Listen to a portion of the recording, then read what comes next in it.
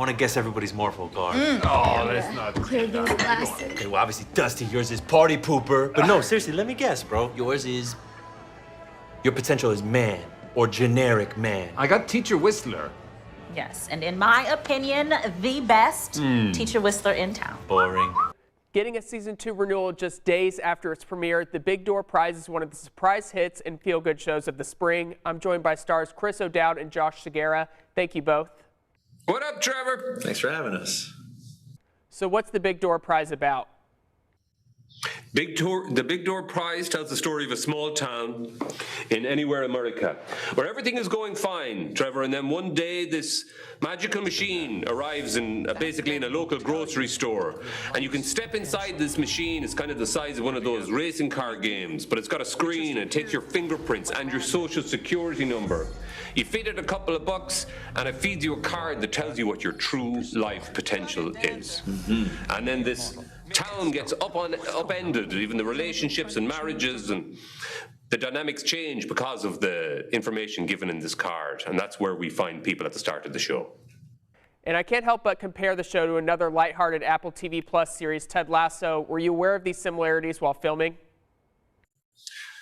Yeah, Yeah. absolutely. I feel like you're sometimes you're eating a nice slice of apple pie, and then other times it's making you think and looking at relationships. And at the end of an episode, you're sitting there looking at your partner, looking at your friends, and it hopefully brings up discussions, nice fun topics for you to think about and figure out. And I think both of those have it in common. So I love how each episode centers on a different character to learn more about their destinies, similar to character-driven shows like Orange is the New Black, The Last of Us. Whose idea was that one? Yeah, that would be David West Reed, who's the showrunner and the writer of the show. Yeah. And previously to this is, I think, some of the warmth and the good jokes. He used to write Schitt's Creek. So it's got a lot of that kind of small town warm vibe, if you're into that kind of thing. It was based off a book by Emma Walsh. And the book itself goes into those themes as well. You know, what would you do if you spent your entire life on one path and all of a sudden a card tells you that maybe you should pursue being something else? You know, you can be an astronaut or a photographer in Europe, or makes everybody start questioning if they've been on the right path the entire time. And then I think Dave has done an incredible job of taking that and making an episodic television and allowing each character to kind of find their own path. And we're now at the halfway point through the season. What can you tease about these final 5 episodes of season 1? I mean, I think that the Morpho is continuing to have its wicked way with the people of Deerfield and making them make their decisions really terrible moving forward. Some marriages break up, some other relationships break up. Gets quite dramatic, but very, very funny towards the end. So I hope people enjoyed the last 5 episodes. It's so great to see you guys sitting so close to each other, even though Josh's character is pursuing your wife in this show. This is all a facade, Trevor. So you're currently in Atlanta filming the 2nd season. What can you share about the upcoming season?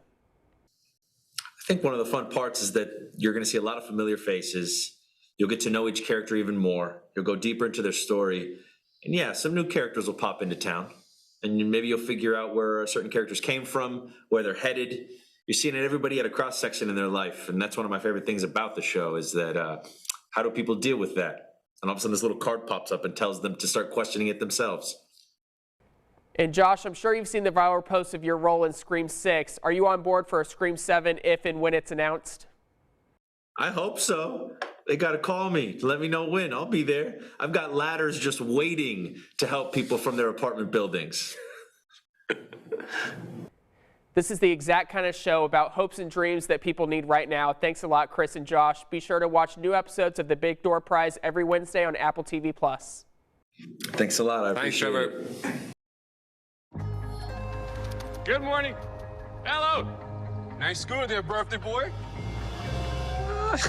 That shirt, that's funny and also makes me feel bad. Love you, Dad. It's always been there. That thing will tell you your life's potential. Where'd you get it? No idea. It just appeared like magic. You know what I got? Superstar. Well, I got dancer. Male model. Make it stop. What's going on? Why is everybody trying to change their lives overnight? We're getting a divorce. The Morpho inspired us. What was your card? Healer, a sign to engage in self-healing. Or maybe it meant doctor, as in the profession that you do every day. You asked if I was happy. Are you happy? I'm 40 years old. I have no discernible talent apart from whistling.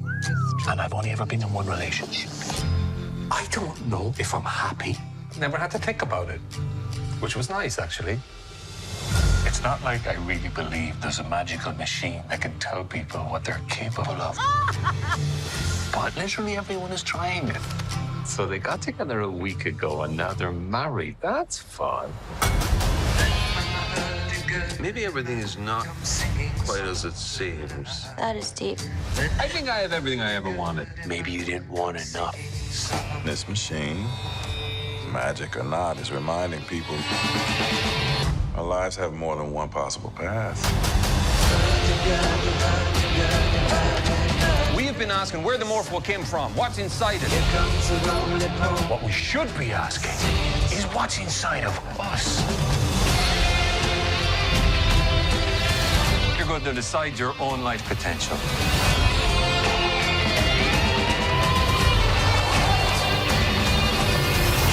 What about you, Mr. Hubbard? What are you gonna be?